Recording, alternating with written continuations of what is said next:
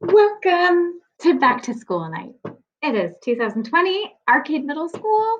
You're here, I'm here. It's going to be a great day, and it's going to be a great year. I am Mrs. Kirby. I am your child's U.S. history teacher, and I am very excited about this year. Not only are these students going to learn a ton about American history, but we are also going to witness an election, and we're going to talk about all of the things that go into that electoral process and as citizens, the role that they have. So I'm very excited. We are going to make learning relevant. We are going to make these lessons fun. And I'm just really excited to be your child's teacher. Now, the best way to reach me, parents, is with email.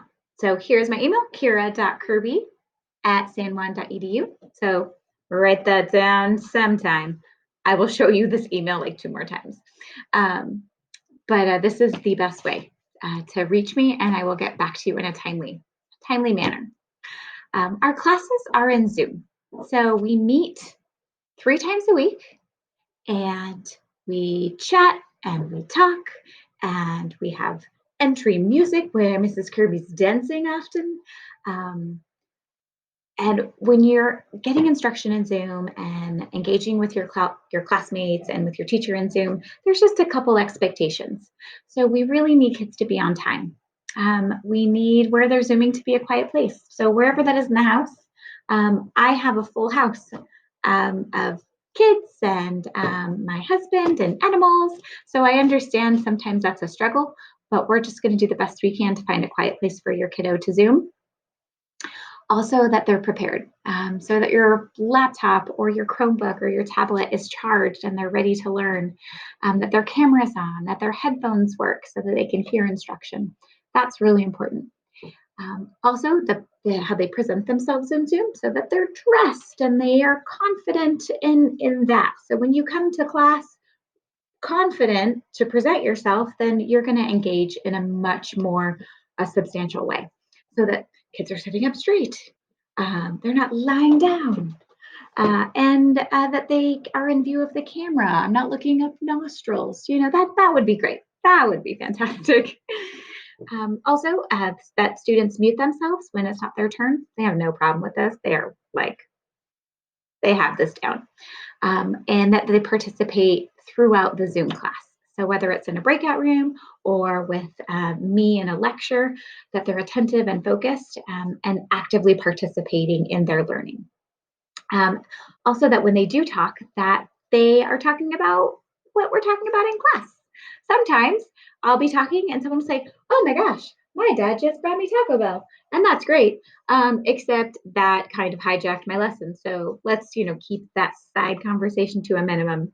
And then that when students do communicate, that they speak clearly, they look up when they're speaking, and that they stay on topic, kind of back to the chatting responsibly.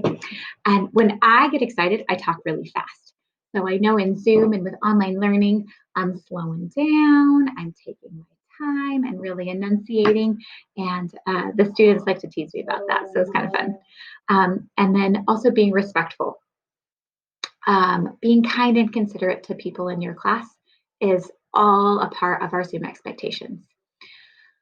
Learning online is going to require a lot of grit. So we're going to have to focus and put a different kind of effort this semester. So giving it your all, redoing work if necessary, ignoring giving up. Like, we are not quitting. We are going to learn and be successful. And then taking your time to do it right.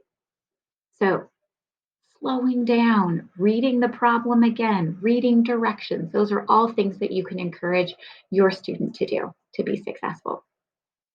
Classwork for students can be seen in a few places. So once they log into Google Classroom, it's posted kind of right there. Anything that's due that day and the assignment title is right there in each of their classes. So they have a snapshot view. Also, when they log into that Google Classroom, there's a classwork section. And we use the Stream tab in the Google Classroom platform for updates. And then the classwork section is for all that learning material and assignments. And that's where those will be viewed, and then turned in.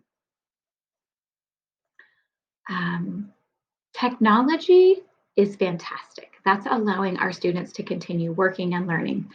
And it can be a little bit of a distraction. It can be an obstacle to online learning. So I wanted to address that with you today. Multitasking behavior and distraction can undermine the effectiveness of distance learning. Students think that if they're bored at some point in class, that they can take a brief break. A little brief distraction might help them. But it ends up undermining what we're doing. And the pauses in that learning process where you're like, okay, now think about this. They allow your child to wonder, they allow your child to think. And those are all really important for the human brain to process information and then take information into that learning stage when it transfers from short term to long term memory. They do need that time where they're not being distracted by a tablet or a song or a TikTok or a like or a snap. So you can help me with that by setting up established Wi-Fi times when they can use Wi-Fi for other things besides school. And they do need your help. They are really bad at this. So I love these kids and I believe that they have so much potential, but the temptation when your phone chimes at them, when their phone dings that they have a notification, they have very little self-control to not check that. So please help them out. Because if I'm giving them some information or if I'm giving them a lesson and then they're also on Snapchat and then their Instagram dings, their head just spins. So this kind of tool, because the smartphone or a tablet, those are tools, but there's apps on there that are not to be used during class. And that goes with video games and computer games and Chrome extensions. Um, Another piece of information that's going to be useful to you parents is my website that I built for you and your child this year. So if you go to Arcade Fundamental Middle School's website under departments and staff, and then go to teacher pages, you'll find my website. And when you access that, you're going to be able to see our course syllabus, and then there's my email again. So on that syllabus, it's going to show you what we're going to study. And for the 8th grade US history class, we're going to learn about the age of exploration and colonization of the Americas, all the way through the Civil War and the Reconstruction era. So it ends around, our history ends around 1877. This course allows students to take a closer look at this particular segment in history. And they are going to get graded on classwork, on quizzes and tests, and on projects. If a student performs poorly on a test, then they have the chance to improve their grade. And the student can email me or communicate with me through Zoom to schedule a time to retake that. All assignments will be posted in Google Classroom and under the classwork section. And all grades will be updated regularly in the San Juan portal. So you can check that in the parent portal, and your student can check it in their student connection section of the portal. You are an important part of your student success. Check up on your student regularly. Ask them about what they're learning. I will be directing them to talk to you quite openly about the election coming up. And I want you to have confidence. I will never tell them what to value and what is important.